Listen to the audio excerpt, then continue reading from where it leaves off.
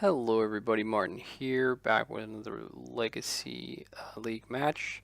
This is my round 3 of the league where I was playing OmniSneak. Sadly, my original recording somehow got lost, so I'm doing this as a replay.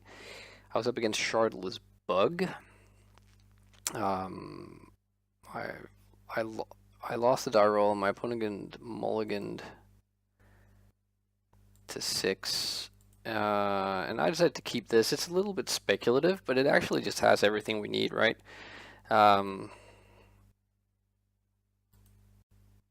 So they go Verdant Catacombs for Underground Sea. So immediately this smacks of Shardless. And they suspend an Ancestral Vision. So it is Shardless. So we get a Petal, so we're even closer we can just go off next turn. It's generally all right, I think, to be aggressive and fearless versus Shardless in terms of getting stuff countered, because especially game 1, they only have Force of Will. So, and they don't have like a bunch of ponders and stuff to find it. They have 4 brainstorms. But here we get hymned, and we can't do anything about that, so we just that resolves.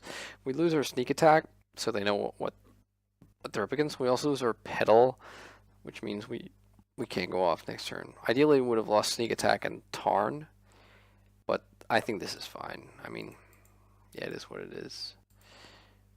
Draw Preordain, cast Preordain, fetch out basic because they run wastelands. So, like, this is pretty sweet. We get to, like, draw a Force of Will now, and if they him us, we force pitching the Cunning Wish probably. And then next turn we can show until Omniscience and then have Brainstorm. If they don't him us, basically anything else we just let resolve, I think. Even Liliana. Liliana, that just takes, we just discard Force of Will. But they just play a silly card here in this matchup, and I feel comfortable now. We draw the Brainstorm, so we can pitch a card to force and still have the win in hand. And let's see. It turns out they have force, so it was good that we weren't that aggressive. They pitched agent, so now they have 1 card in hand, so they can't do anything. We force back, and Omniscience comes into play. We cast the Cunning Wish. That resolves. We get Firemind's Foresight. Get Cunning Wish. Get Impulse. And get Brainstorm. And here we find like what we need. We find the Emrakul. And I decide, instead of going with the Release the Ants, I'm just going to hard cast Emrakul. Because what are they going to do with 2 life and no permanence in play? We have the Cunning Wish as a fallback. So that was, I think, almost like more a way to save some time. Alright, so sideboarding wise, I bring in the 2 Blood Moons. And I think that's pretty much it, actually. And I side out, what did I side out? Maybe like a Cunning, I shaved a Cunning Wish and like maybe a Petal. I think so, something along those lines. But I don't remember. So back for game 2, we get this hand. This is a pretty cool hand. If one of those lands was a soul land, it'd be even cooler. But like Blood Moon is pretty strong against them. They do have basics, but not many. They usually have like swamp, maybe forest. So they open up with Suspend again, which is just like quite weak against the combo decks of the format. So we play out the Petal because we actually don't want it to be hymned, because we have turn 2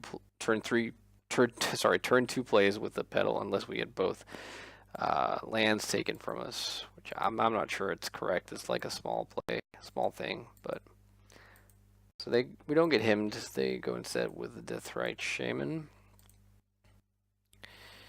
And here, like, we can show and tell, and then if it resolves, we put it on missions and cast Emrakul, and it's all good. But if they have Force, then I think we'd actually rather have Blood Moon forced. Which I think they would force it if they had it. So we fetch out 2 basic islands and cast the Blood Moon. And so they fetch a response, and now something really weird happens. And I've thought about this for a while, and I just can't really escape the fact that I think they made like a misclick. Or actually, sorry, that was what I was thinking during the game, but I think maybe there was a reason. And the thing was that they fetched out a non-basic here. And I thought, okay, well, so they have Decay in hand. They're just going to float green from off the trop, and they're going to use Deathrite. Oh, actually, no, they can't. But yeah, so I didn't get why they didn't fetch the Swamp with the Delta. So, but it turns out they had the Swamp in hand. So I think, okay, now I'm going to get Decayed, right? So they use the Deathrite, but no, they make black mana, and they cast Liliana, and that's basically fine. We can discard the Brainstorm.